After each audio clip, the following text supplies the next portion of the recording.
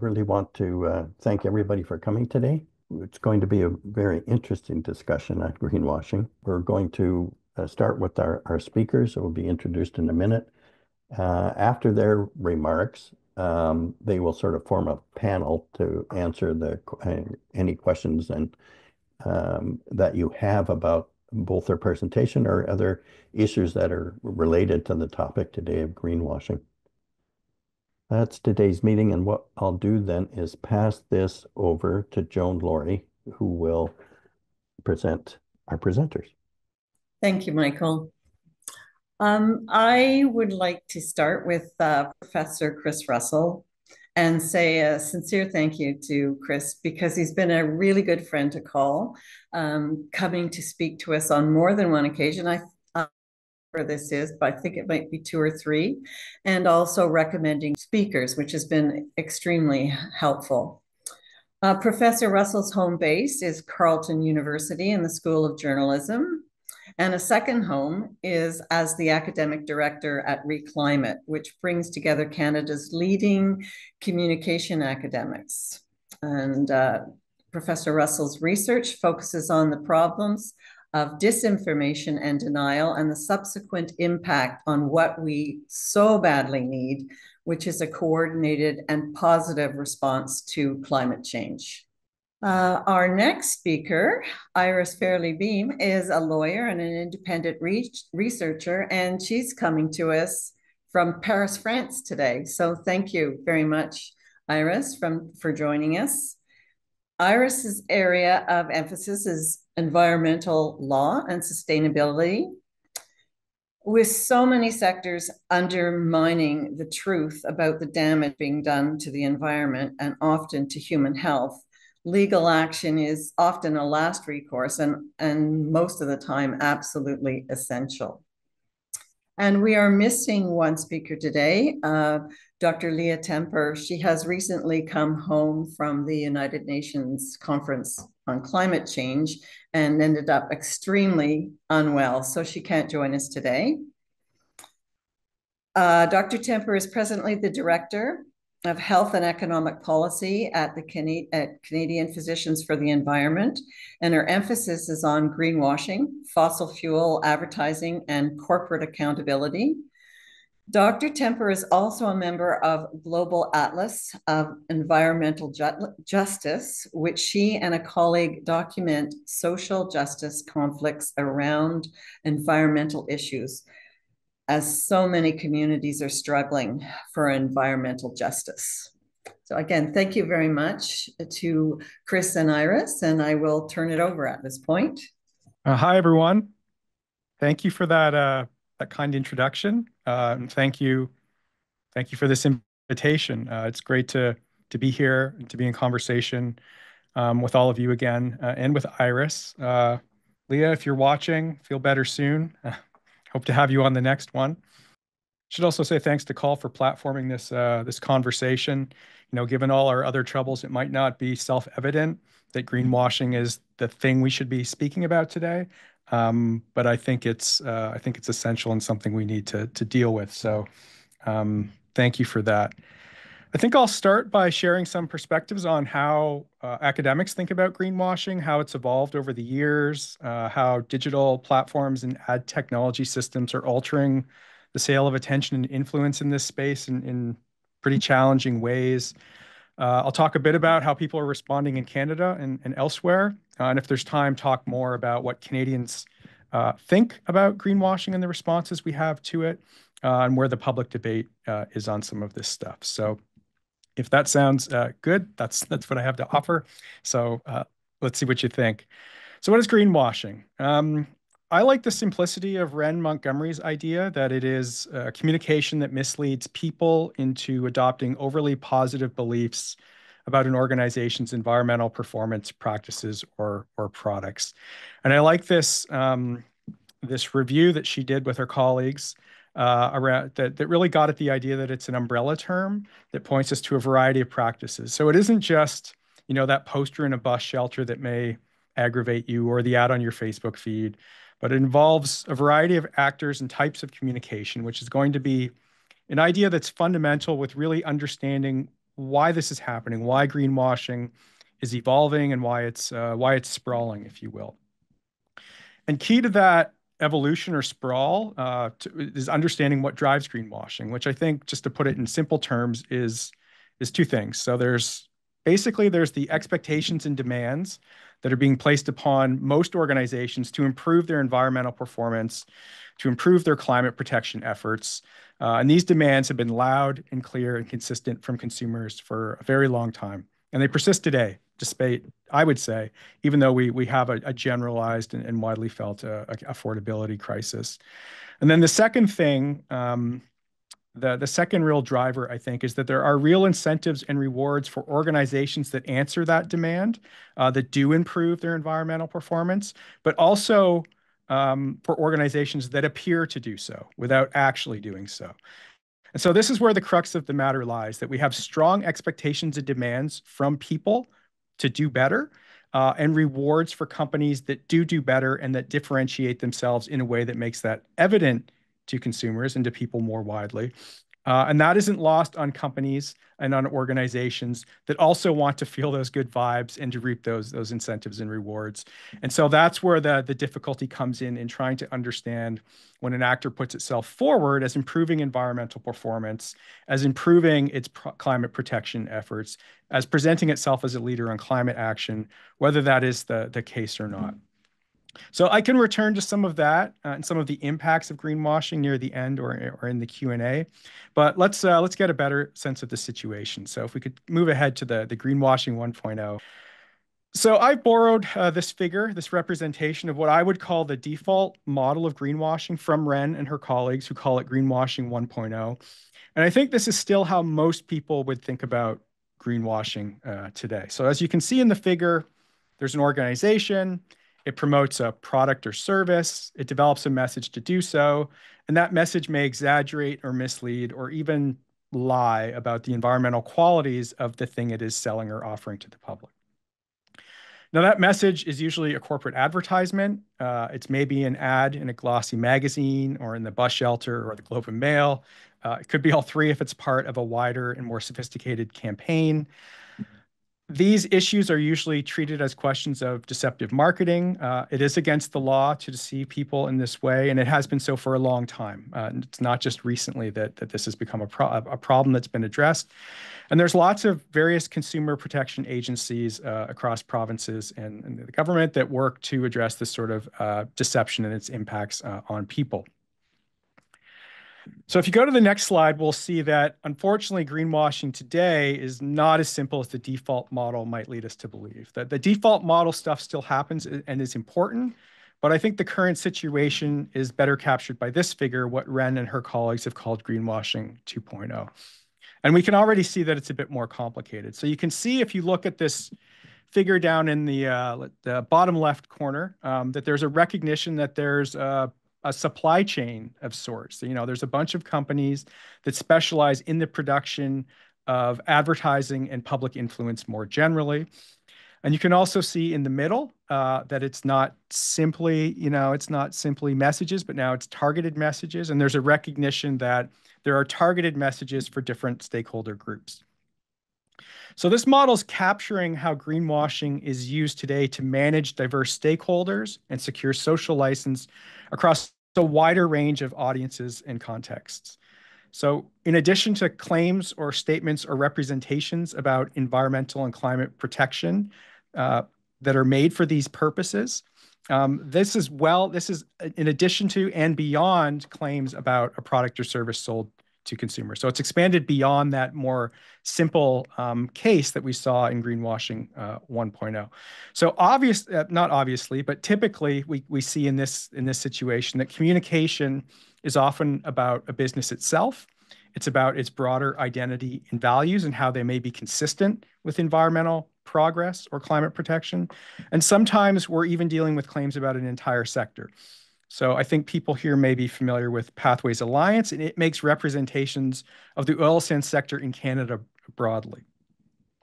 So this expanded practice of claims making beyond products and services to a wider range of stakeholders makes the question of greenwashing more complicated. So, I mean, to give you an example, A carbon major, so a very large oil and gas company, may run ads that describe investments in solar energy installations to promote leadership on climate action. Now, we can have a look, and if those installations don't exist, if they're not real, if they made it up, then that's a pretty easy example to call deceptive marketing and to address in that way. But if those investments are real, and if it is in fact a legitimate and accurate representation of a renewable energy project, would that mean that the advertising cannot be considered deceptive or greenwashing, even though the ad is leading us to infer something that's fantastically misleading, namely that Total or Exxon or whoever may be this idea that they're taking a leadership role on climate protection. So how would we sort out that kind of thing?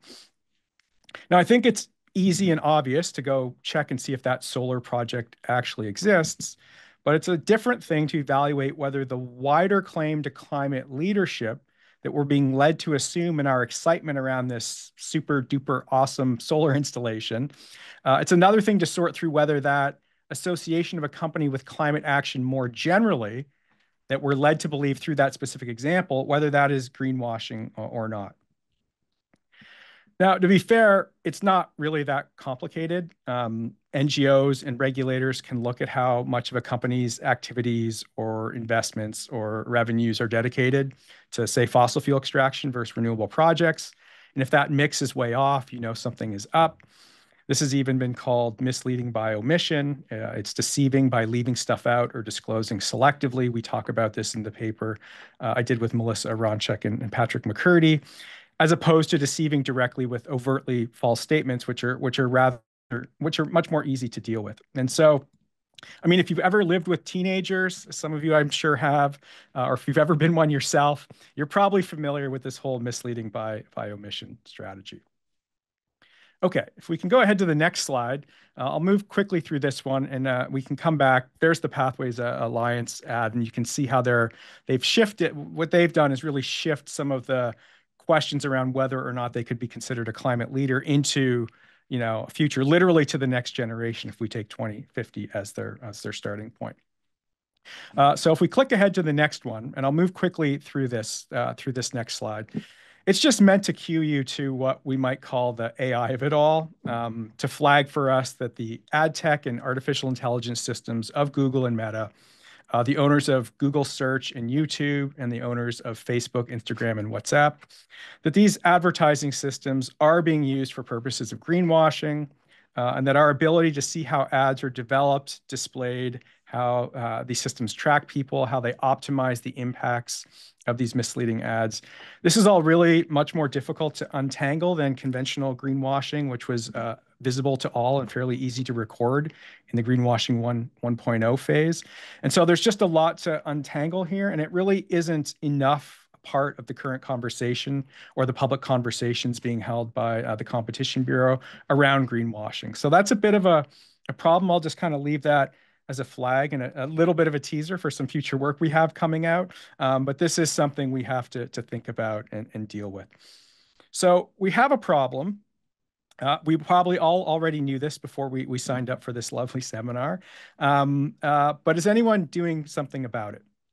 So if we skip ahead to the next slide, and if we skip ahead to the answer in the slide beyond that, thank you, we'll see that, yes, the problem's well recognized. It's not some novel, unheard of, impossible to deal with problem. And there's lots of people doing really interesting things about it, whether it's tagging and flagging misleading ads online to getting behind efforts to even ban certain sectors from advertising altogether. Now, that table on the right of this slide, the indecipherable one, that is taken from the article I mentioned that Melissa, Patrick, and I published on oil sands and greenwashing. And it's a partial list of all the countries doing something about the problem. So I thought it was funny that this table is so long, I couldn't make it fit legibly on a slide. This is my beautiful sense of humor that some of you are familiar with, but it includes actions from Australia, China, the EU, France, Hong Kong, Singapore, South Korea, UK, US. People aren't having this anymore, and they've started to respond. And governments are getting behind that demand that from people that they do something.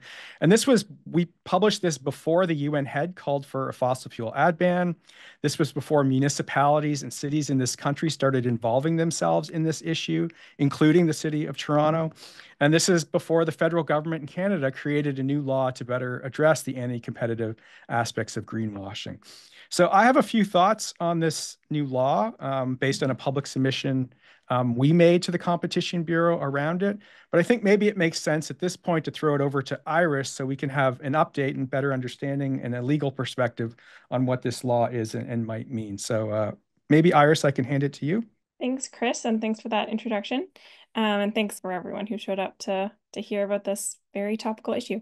Okay, so I'm going to be talking about, as Chris alluded to just now, Bill C59, and in particular the amendments that were made to the Competition Act that introduced new anti-greenwashing rules. So I'm just going to give a brief introduction to the Competition Act, just because I'm sure many of you are not familiar with this federal legislation. I certainly wasn't before I started dabbling in the sort of anti-greenwashing space.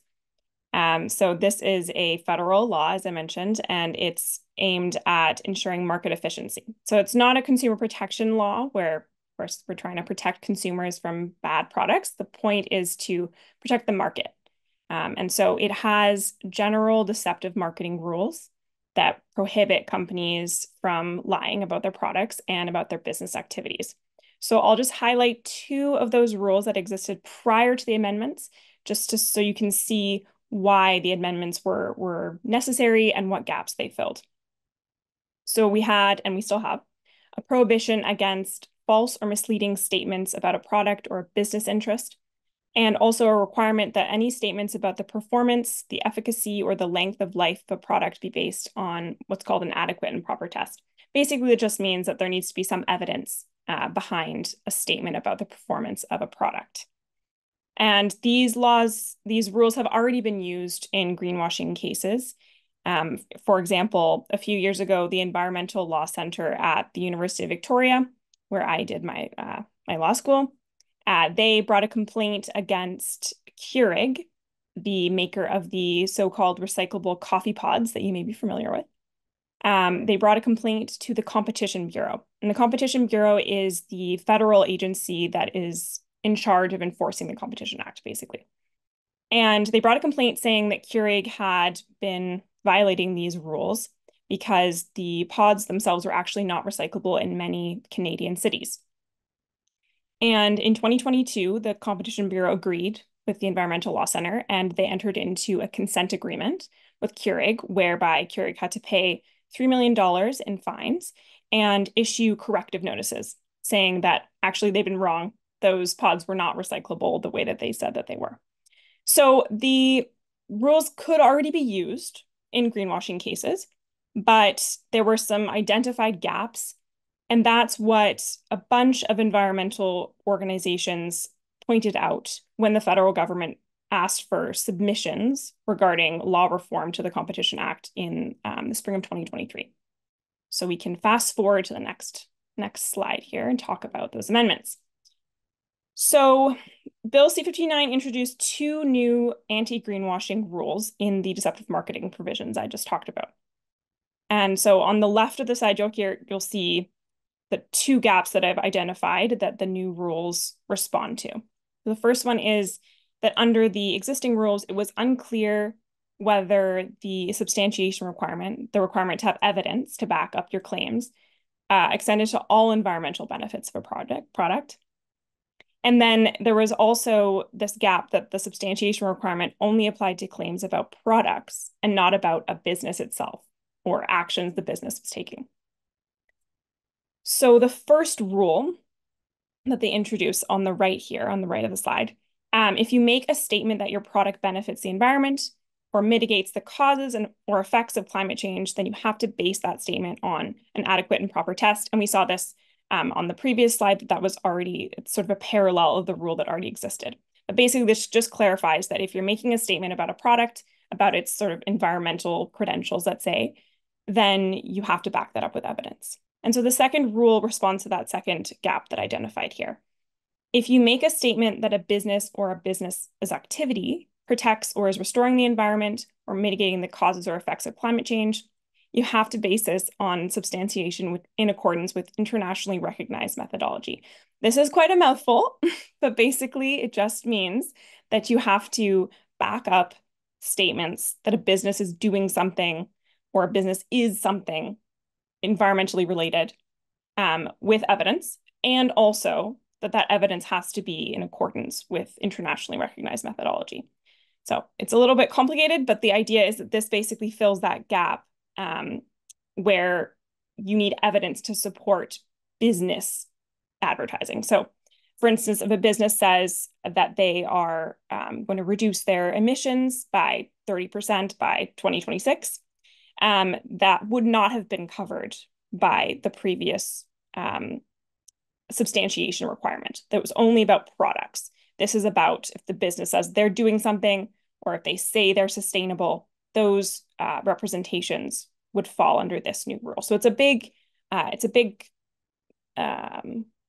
tool. It's an added tool in the arsenal in fighting greenwashing, given that these kinds of claims seem to be more and more prevalent, right? Companies making claims about what they're doing generally, as opposed to saying, this product itself is carbon neutral. They're saying, we're going to be carbon neutral. Before I move on from these specific rules, I just want to highlight what they don't do. They don't require persons to make claims about their environmental impacts. So these rules don't say you have to say that you're doing X, Y, and Z, or that your product has these negative impacts. It doesn't say anything about what you have to say. It just says, if you say that your product is sustainable, right, or repairable, if you say these things, then you have to back that up. You have to have evidence, and if someone comes asking, you have to be able to show that you've backed that up with tests. The rule also does not require the persons making statements about a product or a business and their environmental merits to disclose those methods or information. So the rules do require people to have run those tests and have that evidence, but you don't have to preemptively or proactively share that information with consumers, with the government, with other businesses under these rules.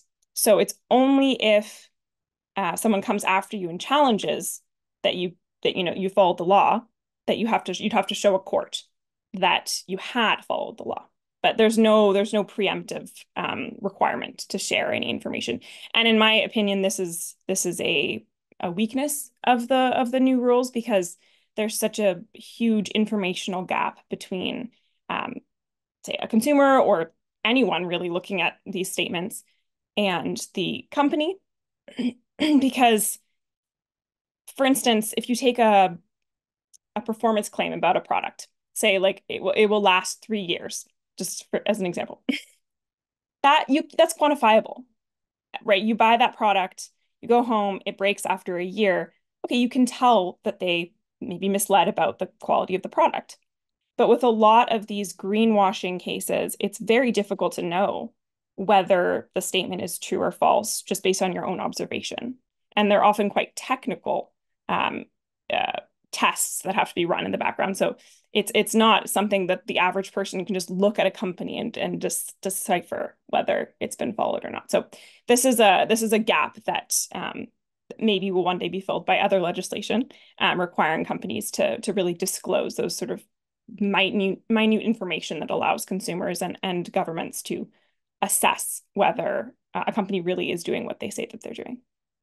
And before I sort of end the presentation for now, I wanted to address another amendment that's not directly related to greenwashing, but it does impact individuals and groups' ability to enforce against greenwashers under the Act.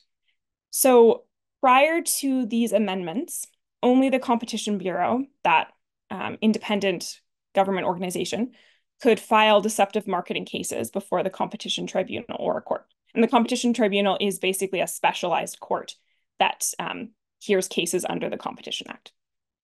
So that's why in that Keurig case that I mentioned, the Environmental Law Center actually brought a complaint to the Competition Bureau. They said, hey, we think that Keurig is violating the law, but they couldn't actually have sued Keurig directly under the Competition Act. So they had to go through this indirect route, contacting the Competition Bureau. The Competition Bureau then has to decide, do we think that this case has merits?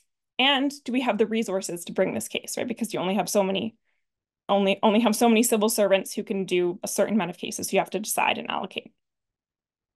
Starting in June of this coming year, in 2025, anyone can apply to the tribunal under the deceptive marketing cases. So this really increases the scope of people who can bring claims against companies and entities for potential greenwashing. So as I said, like individuals, NGOs, competitors even could bring claims. Now, there is going to be a gatekeeping function. The tribunal will, they won't just take any case.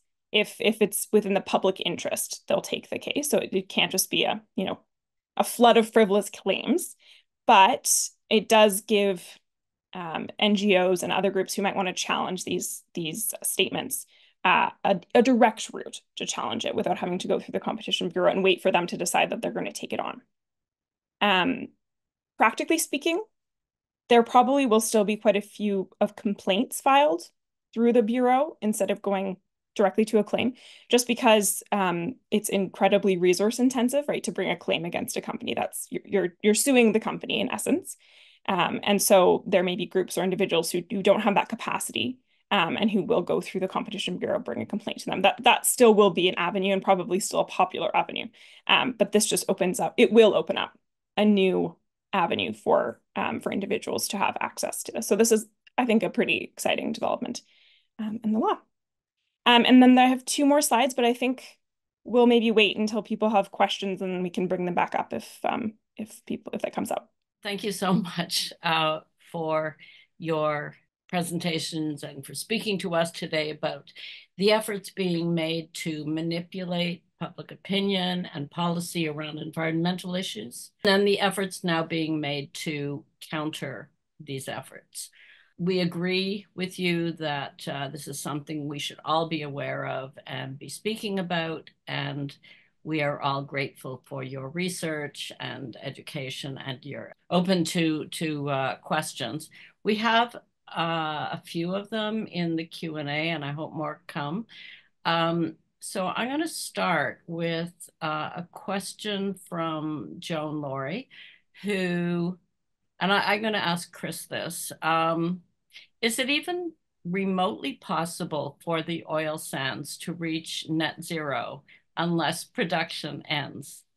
And I'm also wondering if I can expand on that with a question that I had based on this morning's newspaper that said that Alberta's Premier Smith is threatening to prevent Alberta companies from providing emissions data to the federal government. And I'm wondering if the Constitution, if Canadian law allows this. So maybe both of you could answer this.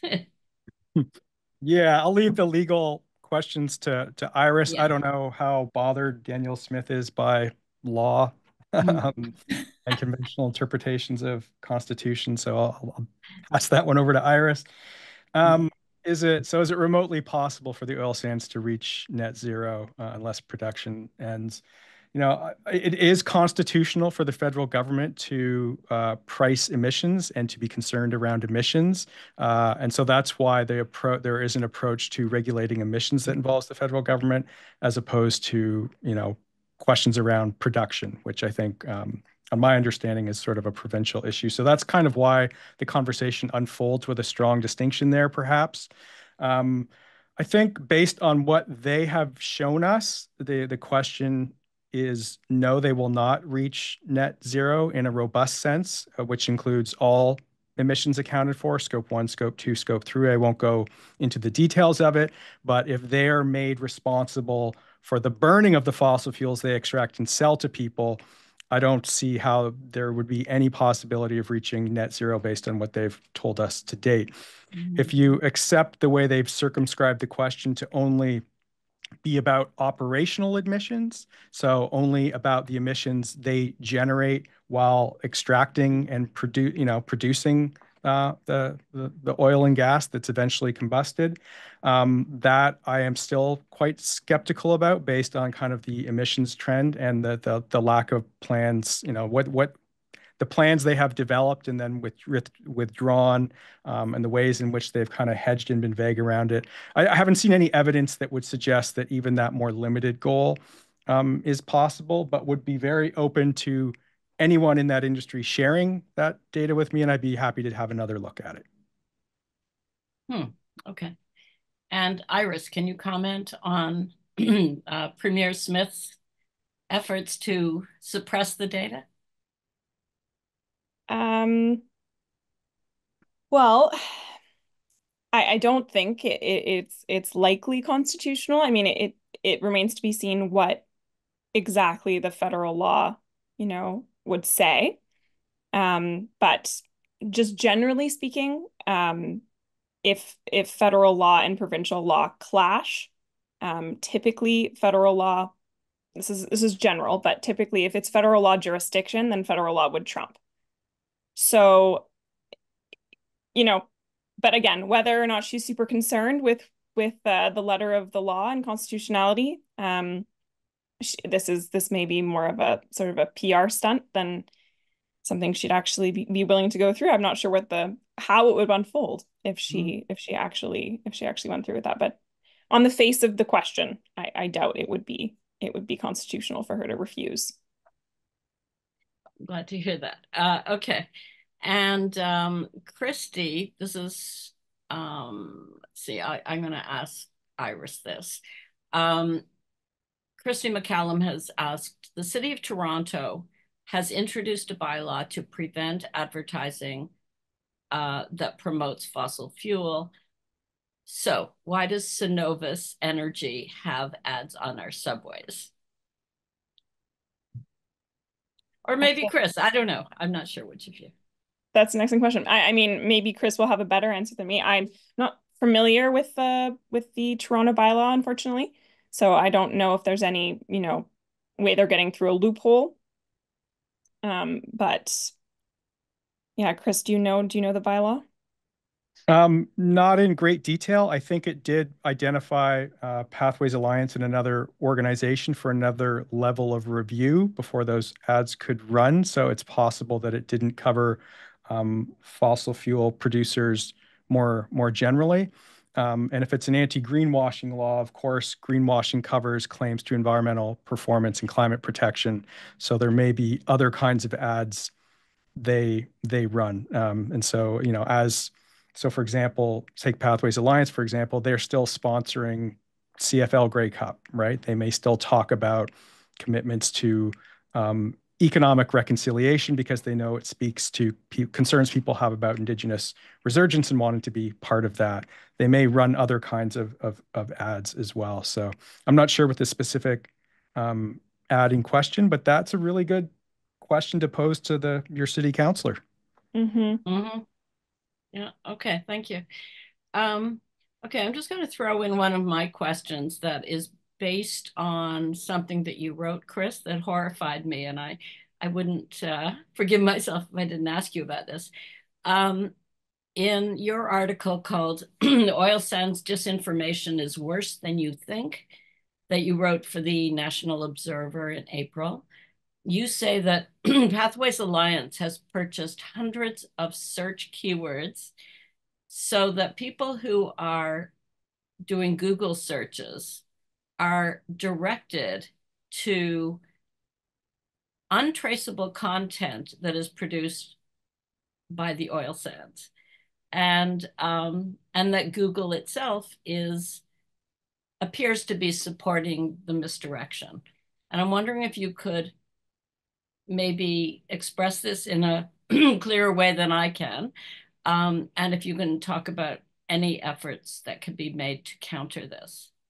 I found this horrifying. Yeah, sorry to put more horror in your day. I'm sure many of the people here don't need that.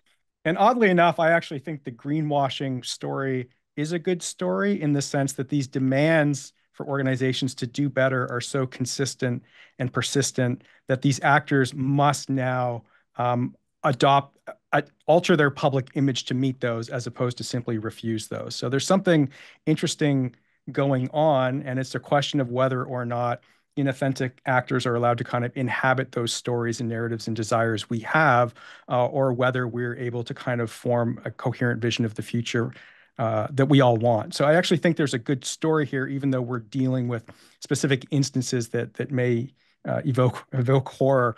In that specific instance, the piece we did around greenwashing is maybe worse than you think. It was trying to draw attention with some colleagues, Patrick McCurdy and Jenny Cleaver, who co-authored that opinion with me. And it was trying to draw people to the fact that these online advertisements are a significant way in which this content circulates, but it's not very visible. And so the search terms that someone may use to simply look for information on the emissions data that companies have that you mentioned, they may want to find their way to the federal government's position on this and policies. Many of the ads that were bought by that organization were for searches around carbon tax, carbon rebate, carbon pricing. That was, I think, the dominant search term on which they were running pathway, industry content. And so that piece just isn't very visible. Advertising on Facebook is more visible in their ad library. There's a good story in the CBC today that uses the ad library to talk about some of the ads circulating around the carbon tax. But Google's is a much more opaque and difficult process to get at. So we wanted to kind of draw that into public attention. The second piece of it that I'll just mention briefly is a lot of people don't always distinguish between sponsored content, which are ads, and organic content, which are just the results the algorithm serves you. So when you're looking for, carbon rebate 2022, when you're looking for, content on greenwashing, their material comes up at top level. We know people use the highest ranking results, but not everyone understands that that's paid content that's been put in that kind of prioritized space. So we have some work coming forward on this early in the new year, so I can share more horrifying details with you if you like, but it's an attempt to kind of put what's happening in those spaces in the mix, because they're much more opaque and difficult to understand than the ad that's running on your subway system or on your bus or what have you. Okay, so this is Re.Climate that's doing more work? Some of the authors are associated with Re.Climate, and some are just kind of academics floating around. Yeah. Okay, just wondering where we should be looking for this new input. Okay, good. Okay, Gary Burrows is asking, I think he's saying if C59 is to protect the market, is there something to protect consumers, and should there be? Okay, which of you wants to take that? I can take that. Okay. So there is, so each province has consumer protection legislation, and I'm most familiar with the British Columbia consumer protection legislation, but each province has one, and each province will have, they all differ, but most of them will have something like very similar to the Competition Act, where it says that you can't, mislead or outright lie to consumers about a product. I'm not familiar with all of the provincial acts, but the British Columbia one doesn't apply. It only applies to consumables, right? Goods and services, which it sort of makes sense. But that is limiting in the greenwashing context, as I highlighted in my presentation, right? The companies are increasingly making statements about the business as a whole or activities that the business is engaging in. And so there is quite a gap with some of this provincial consumer protection legislation, where it protects the consumer on the basis of a product, but not necessarily if the company makes a general claim about their activities. And I think that there's very little use of the provincial legislation to protect consumers in the greenwashing space. Just in the BC context, I was working on a project, and there appears to have been no cases brought on greenwashing cases brought under the sort of general umbrella "don't mislead the consumers" provision. And there's one case that's now being brought by EcoJustice, actually, against one of our energy providers in BC. So that remains to be seen how that goes, but it's the first that we know of. It's the first greenwashing complaint under that provision. So it seems like those provincial consumer protection laws are being underutilized potentially, and the consumer protection agencies in each province, right? The sort of the independent government agency that would oversee the consumer protection legislation. So far, it doesn't seem like they're super specialized on greenwashing. So I think that's definitely an area that can be developed, including changing the laws to make them more amenable to anti-greenwashing enforcement, but also sort of an education and specialization of those consumer protection agencies that are supposed to be protecting the consumers. Okay, fantastic. Thank you. Okay, Neil Lackey has asked. Can I add one quick point, Liz, if oh, that's sorry, okay? yes. Go ahead. Yeah, just that I would emphasize, in addition to everything that was just said, that competitive markets can protect consumers in a way. So if there's an inability for people doing genuinely good things, right, running a business or an industry, to differentiate themselves from people who are not doing anything, but pretending to do that, then it's very difficult for that person living their values to sustain their organization, because sometimes these improvements in environmental performance or climate protection are onerous or more costly, and they need to be communicated to people for those things to be supported. So if they cannot differentiate themselves through public communication because there are bad actors pretending to also be in the same space with people, and we know people will select for companies that present improvements and progress on environmental performance and climate, then they won't be able to persist, and they won't be able to maybe exist and offer genuine choices for people down the line. So I think looking at it through the competition lens, as lawmakers did when they equipped the Competition Bureau with these new tools, is absolutely essential to having any possibility of moving forward with this in a systematic and sustained way. And I think that is a good way to also protect or even empower consumers, is to have other sources of information that allow people to be educated about what's available and to empower themselves to make the choices that align with their values. Yeah, Okay. Thanks, Chris, for that added point there. And I think maybe when I said at the top, when I was talking about the Competition Act and said it's not a consumer protection legislation, it sort of confused people into thinking that it doesn't maybe indirectly protect consumers, but I think it does. It protects both consumers and competitors, right? That, like you were saying, Chris, that who might actually be doing meaningful work and aren't getting the credit for that. Yeah, the pieces Iris and Julian have done on this are really good. So if you didn't do your reading before coming to class, definitely give those a look.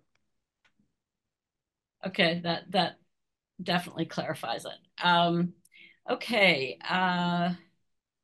Neil Lackey is saying that CO2 capture and storage is a developing technology with extreme dangers associated with pipeline transportation and storage. Is this greenwashing by promoting unproven technology with dangerous environmental consequences? So is this a form of greenwashing? I think I'll throw this to you, Chris. So this is one of those instances I was talking about where there are existing projects that companies may point to and then suggest they're going to scale them up rapidly as a way to reduce emissions and meet net zero commitments. And the question is, is that capability genuine and sincere and a good way to go forward?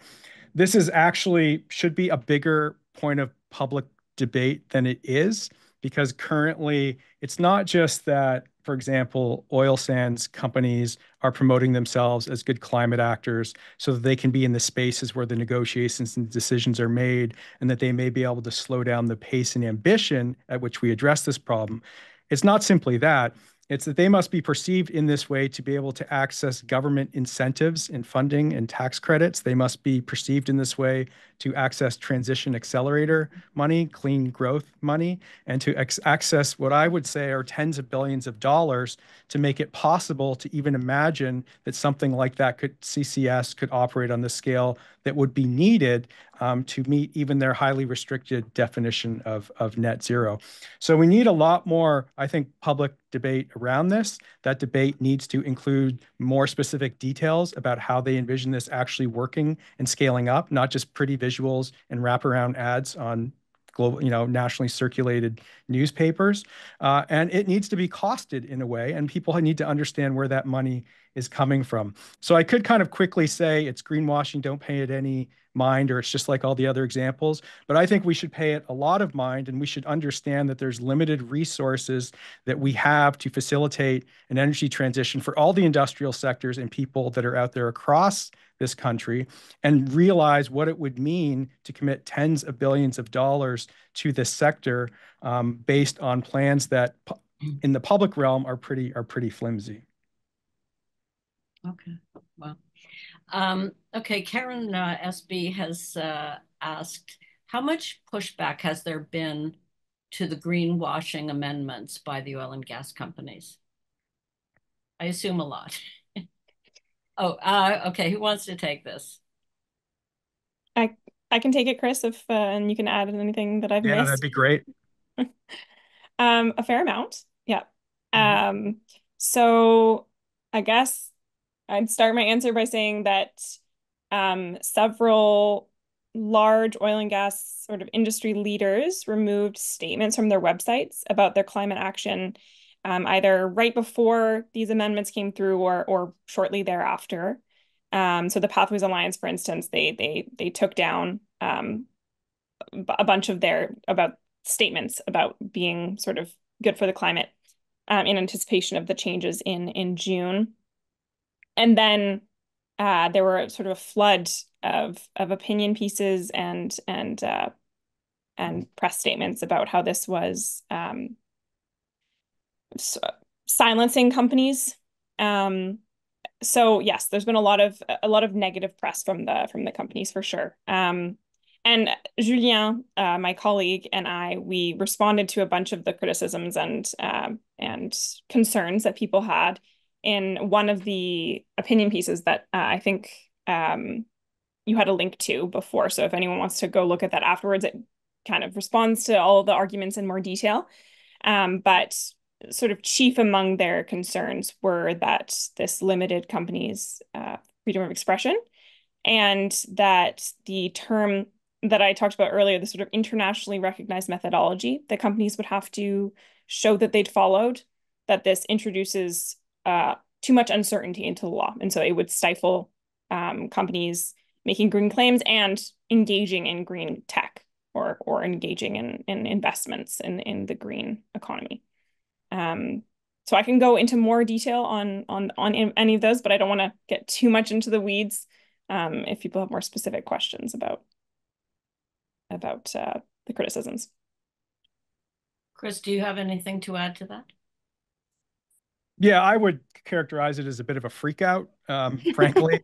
Certainly an exaggeration of some of the elements that affect companies that are aggrieved about being invited into discussion about how sincere their claims are.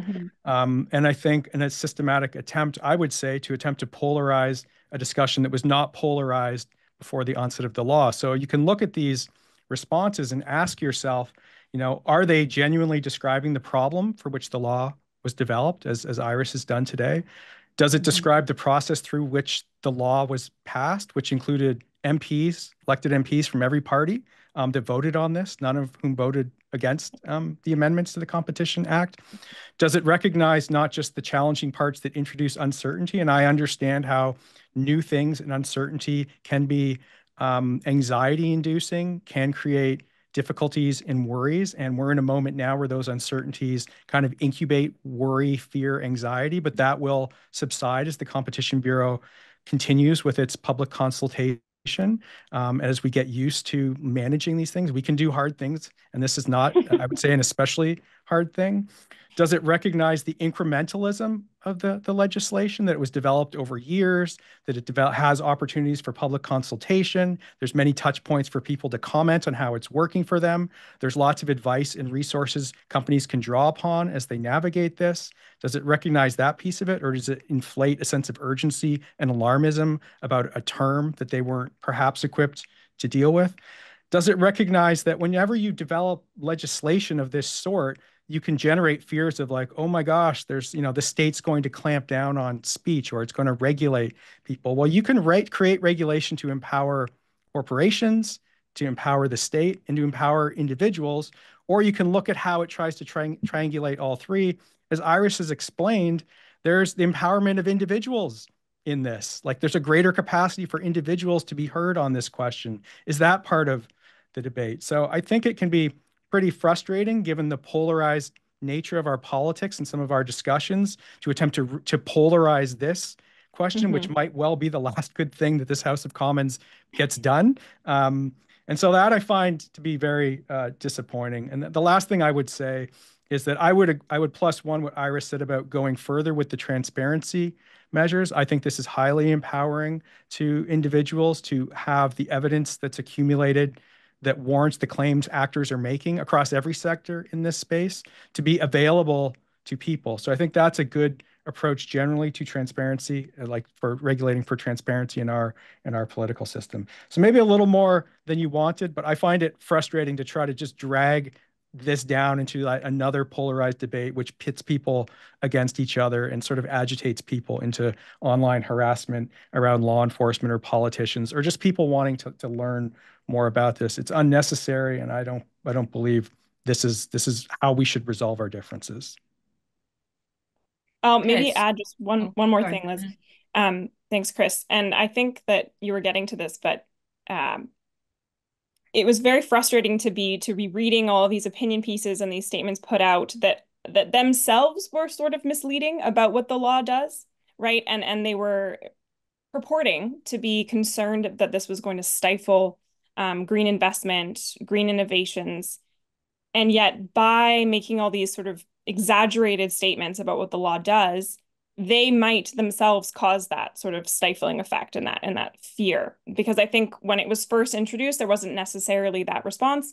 It's doing, a relatively small things, actually, by saying that you can't basically lie about your green innovations, and you have to have evidence to back up your statements, which probably most of the companies that are genuinely making advances already have.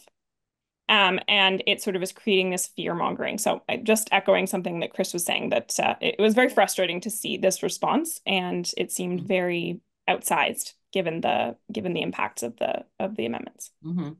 Yeah, but not unexpected, probably. Yeah.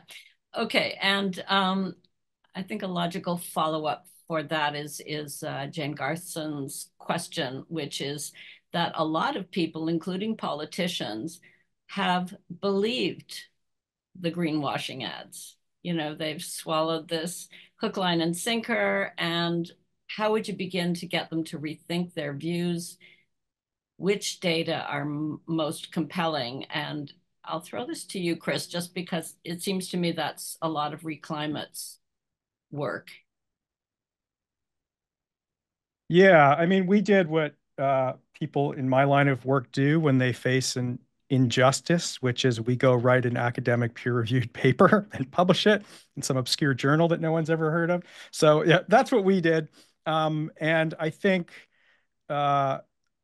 it's becoming clearer now. I mean, this, back in 2021, when Pathways Alliance was stood up to kind of change the narrative around the oil sands, when they became very receptive to putting a different, more friendly face on the oil sands sector and extraction industries to be able to work with government, which had just won an election later in that year.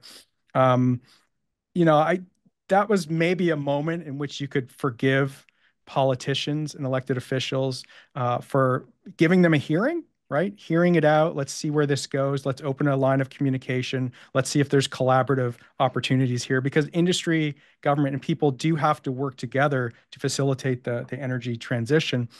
But I think we're at the point now where we need to have the plans for how this is going to happen be visible, and there has to be evidence for that. So I think for me, it's still, evidence, arguments, and wider opportunities for public debate around these kinds of things. Right now, it's just way too highly circumscribed to internal conversations between lobbyists and fossil fuel executives and high-ranking, important agencies and high-ranking government officials. Those things should be much more in the public realm for all of us to kind of understand what the way forward is, what the cost of the different options are, that type of thing.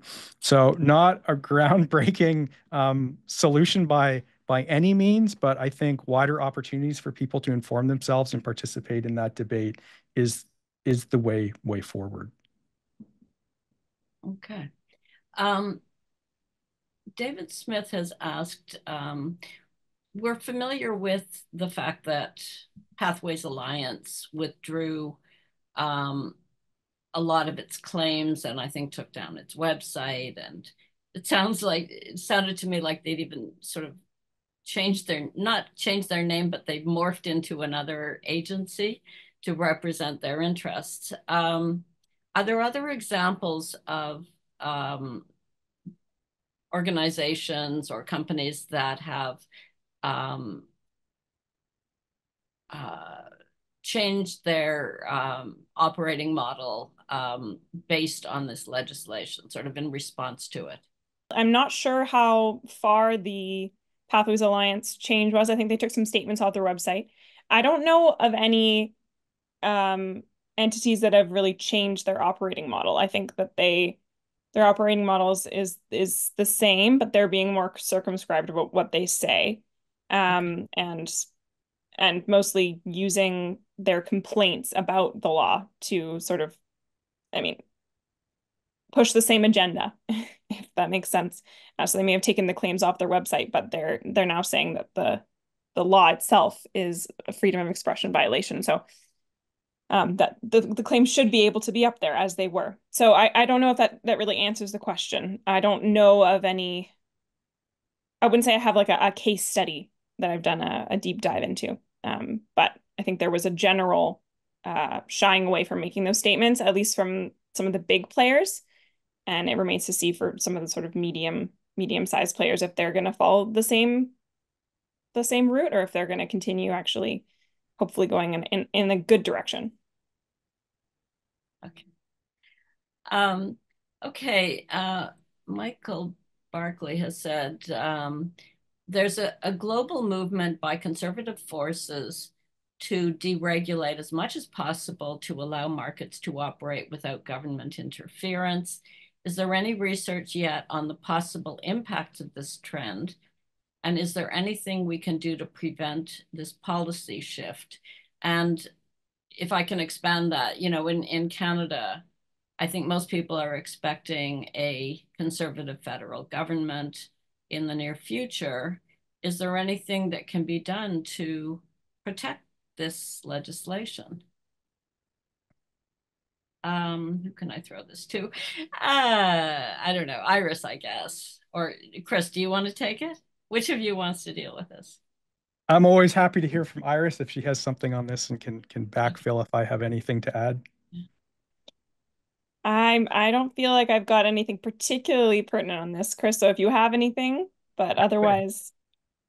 One thing I would say is to get a longer horizon on this question is Jeff Dambicki's book, Petroleum Papers, gives us a good political history of how the oil sands came to become the oil sands and how that was bound up with certain libertarian and neoliberal ideologies that are kind of flexible and malleable and shift over time. But that is probably a good book for those that don't know it to kind of get some bearings on this.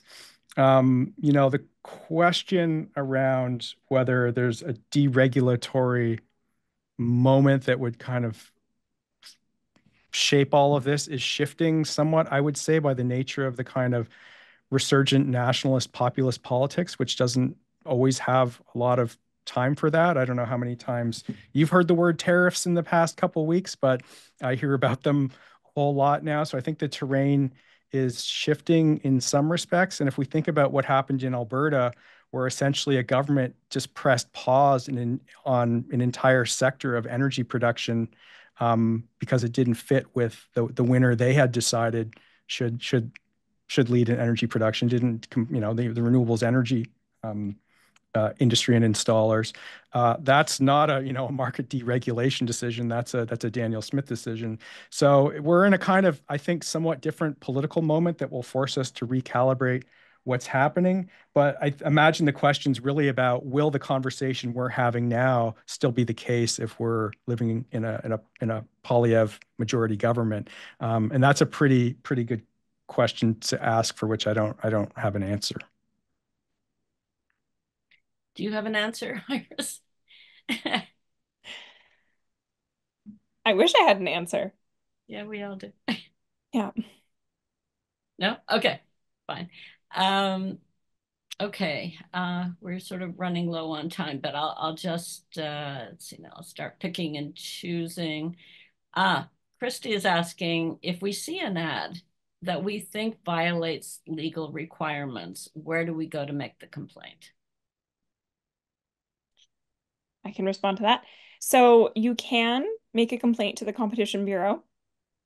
And I can actually, I don't know if do you get an email afterwards recapping this session? Because I can send a link, but you can also just Google it, filing a complaint to the Competition Bureau. They come up with sort of a web form that you fill in. You can also go to, if you know a local group or an NGO that is dealing with this kind of thing, that would probably be a more impactful way of targeting it. But that is definitely always available to you to contact the Competition Bureau directly. So it's pretty straightforward. I'm not going to say it's simple, but it's straightforward to contact them at the very least. Okay, fantastic. And there are a lot of conversations that municipalities and cities are having around this. I would say even beyond that, just opening a line of dialogue with city councilors that are bringing this issue forward to their councils to discuss what the involvement of municipalities and cities should be in accepting advertising of this sort is a good way to kind of keep that conversation going and to invite more people into it. It can sometimes be a little frustrating if a complaint to a social media channel or regulator doesn't get heard, but that might be an additional thing one can do as they think about how cities and communities can empower themselves around this. A related question that I see is, can we file a complaint on political advertising? For example, I mean, I don't know how many times I've seen the Ontario government advertising that we now have this fabulous clean energy, and you've probably seen these in the Globe and Mail. Is there anything we can do about those? Okay. I don't know, Chris. Let's have Iris go if she. Okay, all right. I'll try first, then, and Chris, you can add what you think. So based on the Competition Act, and even the provincial consumer protection legislation, because the Competition Act, it's about a product or it's about a business or a business activity. So I mean, it's not entirely 100% clear. I don't believe it's been litigated, but it's probably unlikely that the sort of political promises that are being made would fall under this. And that's partly just because of the way that the act is written.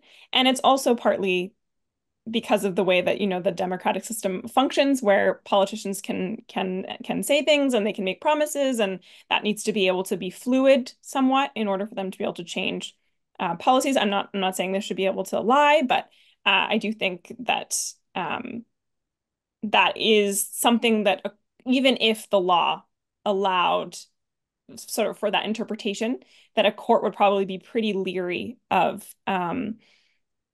enforcing against a political party in that way. just because they're aware that policy decisions can shift, and that you want to be able to leave flexibility for political decision makers. But I don't know if that's a very satisfying answer, but that's the answer that I have. Chris, do you have anything you want to add?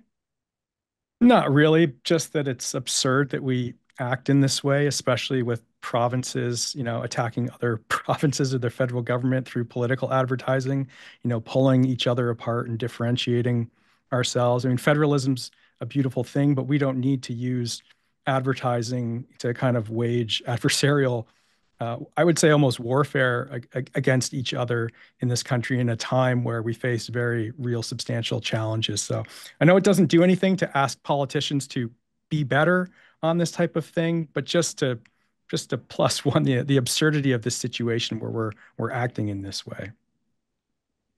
Okay, and I'm just wondering, Shane Garthson has a follow-up. Isn't Pathways Alliance technically a nonprofit, not a business? Is it therefore immune from this sort of complaint? Well, I think that remains to be seen. It's definitely, I think it's pretty clear that it doesn't fall into the, let's say, the sort of provincial legislation, but it remains to be seen whether it falls under the Competition Act, whether is it promoting a business interest, right? So that is really the question. It's if a person, when promoting a business interest, says certain things.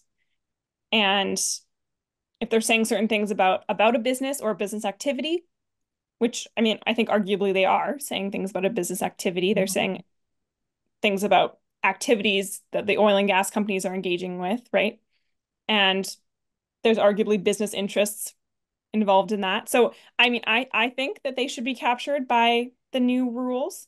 But I think it remains to be seen whether they, when cases are brought against them, when they are, whether they're caught by them. But I think it's very arguable that they are caught within them, even though they themselves are not a business. So it has to be determined in court. Okay. But I would just ask, like, are we okay with this in the sense that, we may have mentioned this in something we have written that, like, if all the tech companies got together, right? Google, Meta, Twitter, OpenAI, and they all got together and they formed like Tech Alliance. And they got together every week and decided, we're going to change the way tech policy works in this country so that it better suits what we need to go forward, despite clear evidence of harms from the dangerous products we're selling. Would that be okay? Like, would that be something that we were just like, oh, looks like there's a new actor on the block. Isn't this interesting? I have a feeling that would not be okay. So I don't know. This is why Iris is the lawyer and I'm just the guy with like a microphone that says loud things. But I do think just the fact that, the 6 largest producers of the oil sands sector in Canada put together a lobbying group, an influence operation to reshape the way climate and energy policy works. I don't know that it's an antitrust issue, but it seems to be a real question of how concentration of extreme corporate power is shaping our political system and our future opportunities for people. And so I just want to kind of say that and flag that because it has like a friendly name, right? It's got nice blue, promotional materials, but there's kind of a lot of weight behind that organization that's not your typical alliance or nonprofit if we begin to see it in that way. Okay, I guess last question. I think we've got to wrap this up at around 11:20. Yeah, so our social media landscape is greatly influenced by American IT giants like Google, Meta, X. Do you think that Trump's return to power will have an impact on these companies? These companies' willingness to control misinformation and disinformation disseminated by the fossil fuel companies? Maybe Chris, I'll ask you first. I would say that the transfer of power in the U.S. always has implications for what happens in Canada. And I think that will especially be the case in this instance. I don't think I can project or want to project, given the chaotic nature of how things seem to be unfolding, what will happen. But I think it's very clear that tech companies, which at one point had a very apolitical kind of profile or sensibility around them in the 1990s, are in this case something very different. And of course, we saw a tech company CEO actively join a campaign to try to promote their preferred choice for president and use their tech platform to do so. So I would say, yeah, we're in for a much more chaotic and interesting set of changes in that space going into the future, recognizing that that was already a very volatile and chaotic space. So speaking in very abstract and vague terms, I do think there will be significant changes coming forward, and it's a good question that we should be thinking about. And we invite you to stick around for the after chat, which because we have not completed all our questions, we want to talk to you more. But I'll turn it over to Karen. Thanks again. Thank you so much, Chris and Iris. That was terrific. You know, one of CALL's core missions is to take curiosity, turn it into knowledge and learning, and then action. And I think listening to this incredibly good description and discussion about greenwashing has made me want to make noise and add my voice wherever I can. I have a very simple question. First of all, thanks for the very extensive review. The simple question is, with the tobacco company, many governments went after them for health costs, and they got millions of dollars from the tobacco industry. Is that the same possibility of going after the oil industry? Because one of the advantages is that all governments want to make more money, and to get money to reduce their health costs would be an advantage to them, obviously. So that's my question. I think that's a really important question. It's a slightly different avenue, but there are a lot of comparisons to be made between the historical approach and the continued approach to the tobacco industry and the tobacco companies, and greenwashing and the oil and gas companies. So one hopes that governments will do that, and I think that is possible, completely possible. It's just they have to take action. But there certainly are really important parallels we can make, and even just in the greenwashing sector, there's important parallels we can make, because the tobacco companies also complained that their freedom of expression was being curbed when they were initially required to change their tobacco ads. And the government was eventually successful in crafting a law that tried to protect consumers, and that at the same time didn't violate their rights. So I think it's a really important question, Michael, because there's a lot of ways that the tobacco industry and the oil and gas industry have many parallels. So hopefully we can learn lessons from how we deal with them to how we deal with the oil and gas companies later on. Mm-hmm. Yes, Karen. I just have a follow-up to Michael's. How did the law banning outright fossil fuel advertising ever come to be? I mean, there's a kind of freedom of speech argument that I'm sure that companies make. Is it feasible to really get to an outright ban? So I haven't spent as much time on the outright ban, so I can't speak to the specifics of the law. I will say that it's probably tricky. It's probably tricky to get that done. It would have to be done very carefully. If it's not too much trouble, I might spend like a few minutes explaining how the sort of charter rights work. Because I think that will help explain how one might be able to pass this kind of law, and even with the greenwashing provisions that they all apply. So when a company is, for instance, saying that a law violates their freedom of expression, they don't just have to prove that their freedom of expression is limited. So with the greenwashing laws, when you say to a company, you can't lie about X, Y, and Z, that is in effect a limiting of their freedom of expression, right? Because you're saying you can't say something, or if you say something, you're going to get fined. So even though it's a lie, that is still, or it's misleading, it's still some type of expression. So any of those deceptive marketing rules are actually going to be a limit on your freedom of expression. And so that is probably, the companies don't even need to spend that much to prove that their freedom of expression has been limited. But our charter includes sort of a justification rule that allows for limits on certain people's rights if it's justified in a free and democratic society. And so that's how you have those tobacco advertising laws.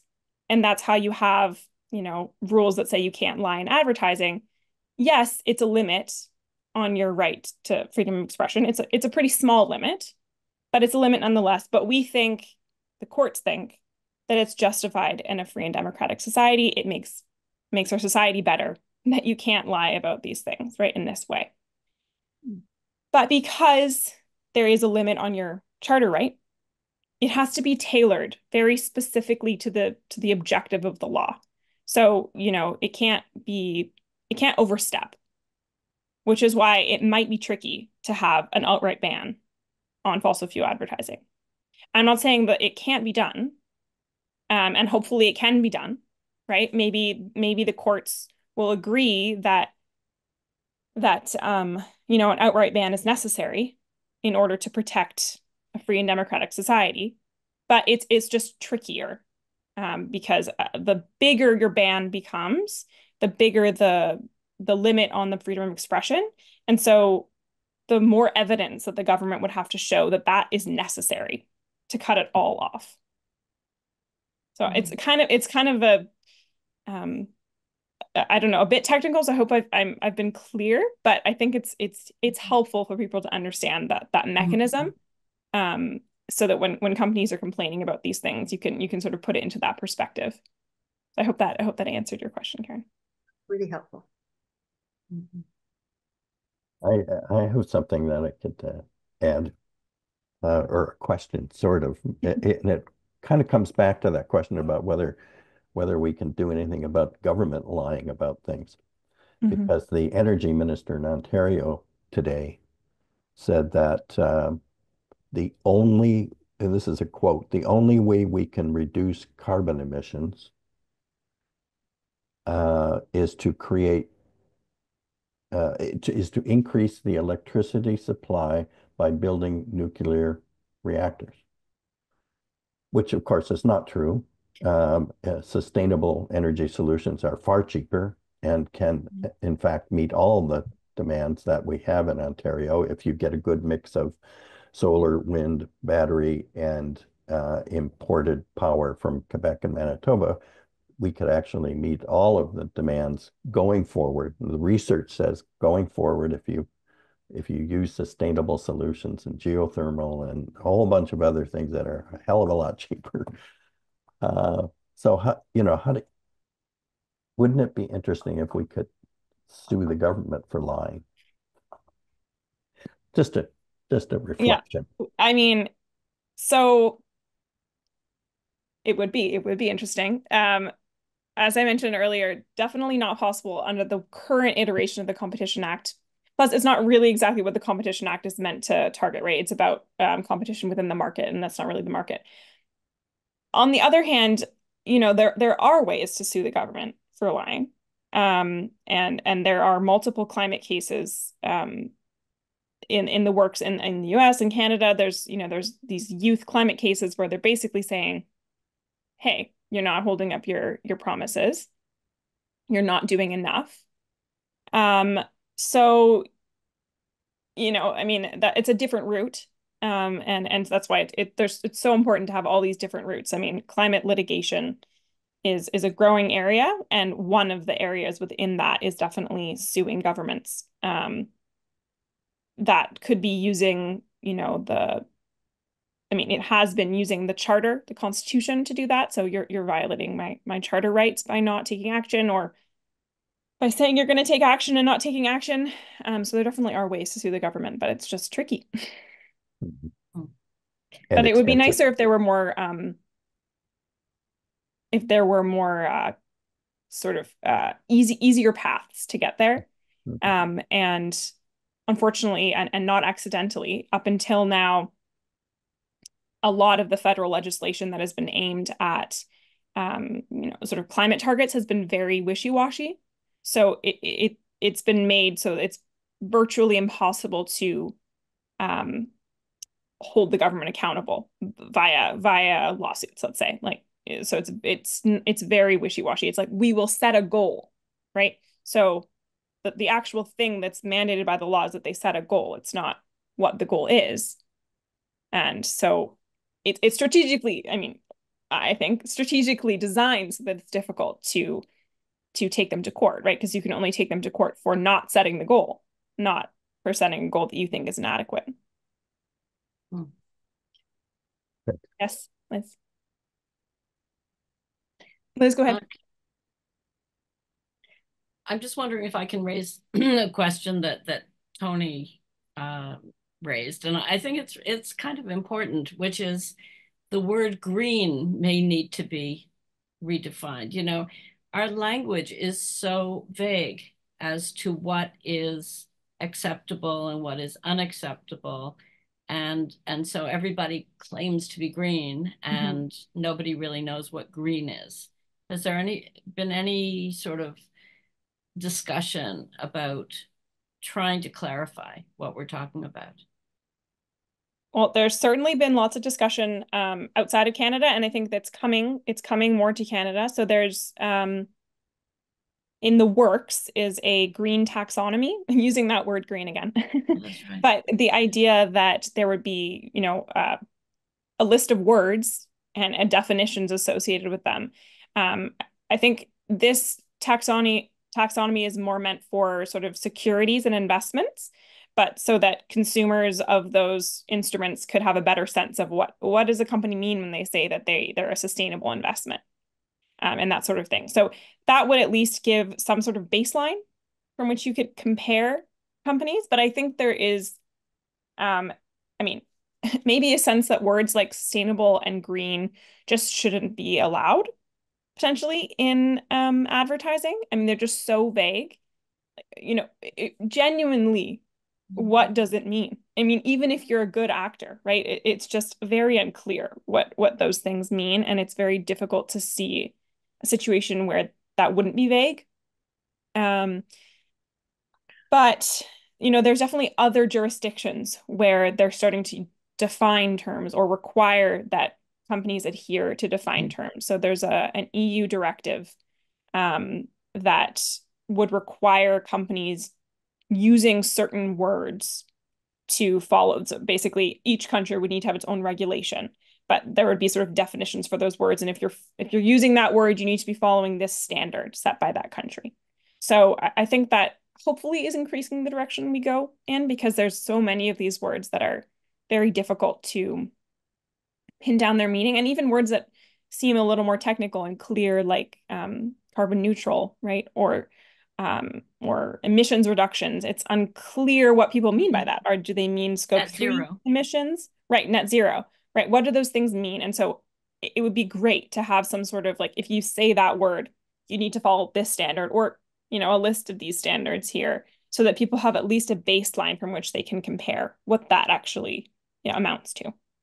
And that discussion about the taxonomy is happening in Canada? Yes. Yeah. It's in the works right now, that is the taxonomy. Okay. So we'll see how robust it is. Hopefully it's robust. But yeah, it's in the works at the moment. So we'll see. Thank you so much. And Karen is. But I wanted to thank everybody and thank Iris again for hanging in from Paris. What time is it in Paris, by the way, Iris? It's about 6 p.m.